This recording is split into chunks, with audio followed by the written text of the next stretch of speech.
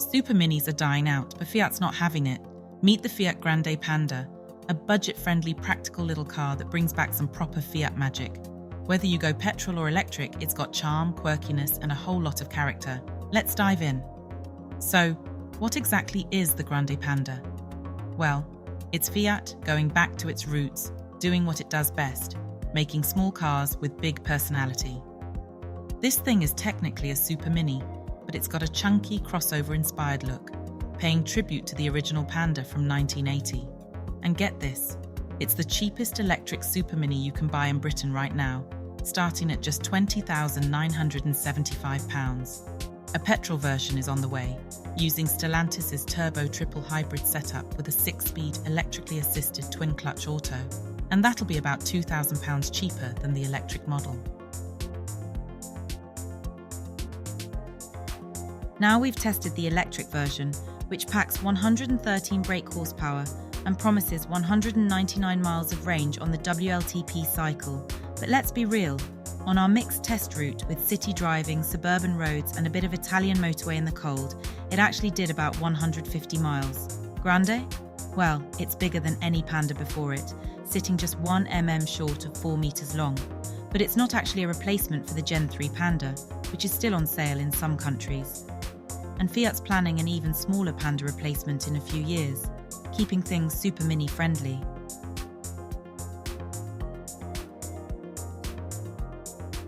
Inside, there's just enough space for adults in the back, 3 at a squeeze. Headroom and shoulder room are fine thanks to that boxy shape. And there are plenty of storage spaces, but a lot of them don't have liners, so expect a fair bit of rattling around when you take corners.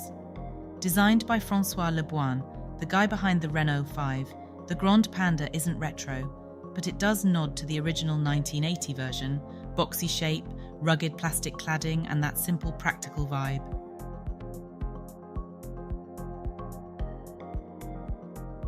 Fiat's branding is everywhere. Seriously, you'll find Fiat, and its monogram stamped on the seats, door trims, and even the body panels.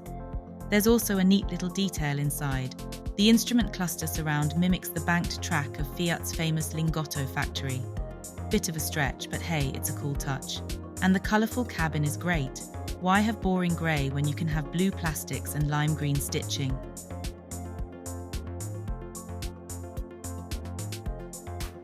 Right, is it actually fun to drive? In a word, yes.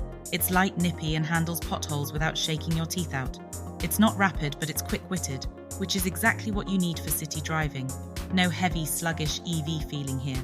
Now here's a brilliantly clever touch. The charging cable is built in.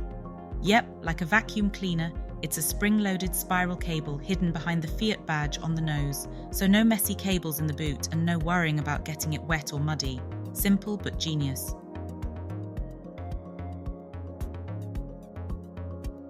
So what else is out there? Well, if you fancy a retro-vibed Supermini, the Renault 5 is an obvious rival, priced slightly below the Panda's top-spec version. The Hyundai Insta is a bit roomier but costs around £2,500 more. And then there's the Citroën E C3, which is actually built on the same Stellantis platform as the Panda. Same size, same range, but it'll cost you about £1,000 extra.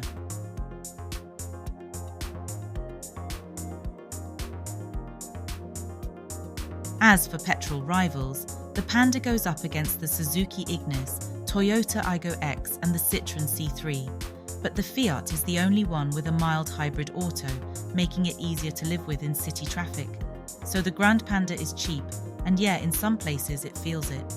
The dash is all hard plastic, and the base model comes with white steel wheels, like a £65k Land Rover Defender. But here's the thing, none of that really matters. What you do get is comfort, decent space, and properly refined driving dynamics. It's not just another budget box. It's got charm, practicality, and a little bit of Fiat fun baked in. For its price, it's in a unique sweet spot. Fiat could have made it boring and still sold loads, but instead, they've given us something cheeky, cheerful, and loaded with character. And we like that. Let us know what you think of the Fiat Grande Panda in the comments. Would you go for the electric or petrol version? And don't forget to like, subscribe, and hit that bell icon for more quirky car reviews. See you next time.